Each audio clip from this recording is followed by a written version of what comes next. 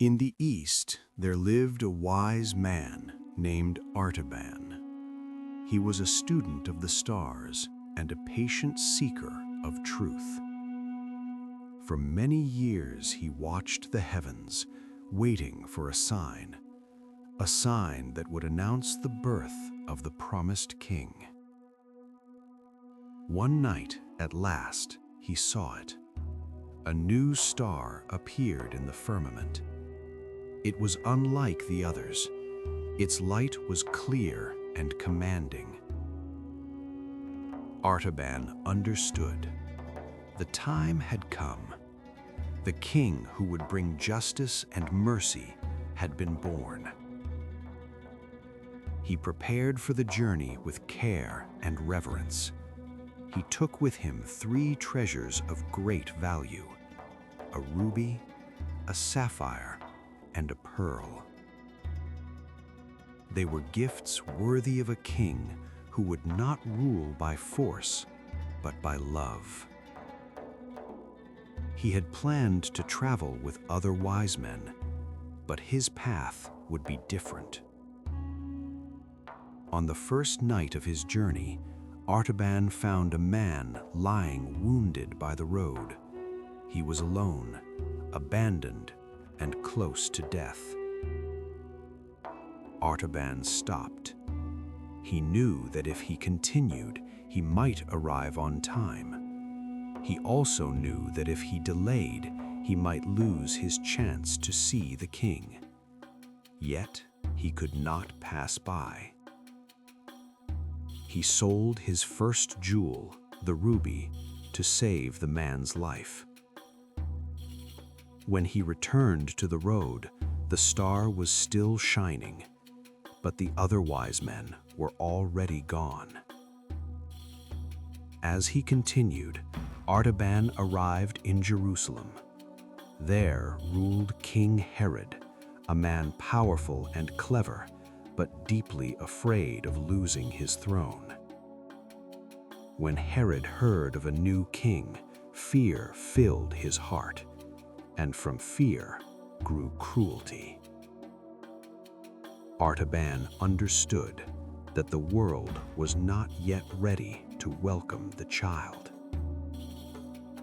Soon after, on the road, Artaban came across a child in danger, alone and unprotected.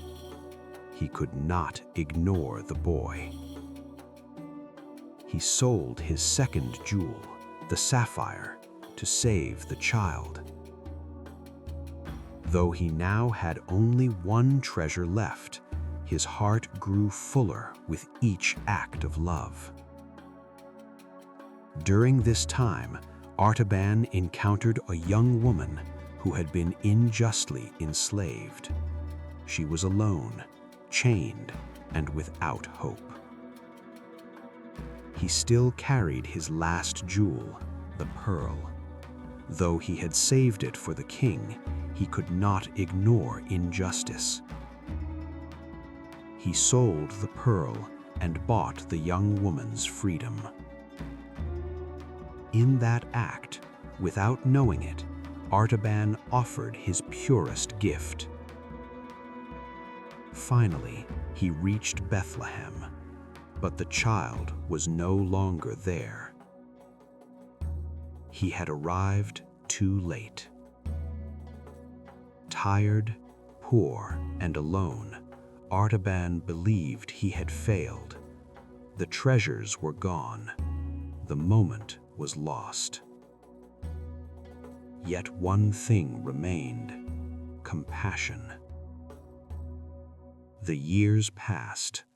Artaban grew old while the child grew, taught, and walked among the poor. Without knowing it, Artaban had followed the same king all his life.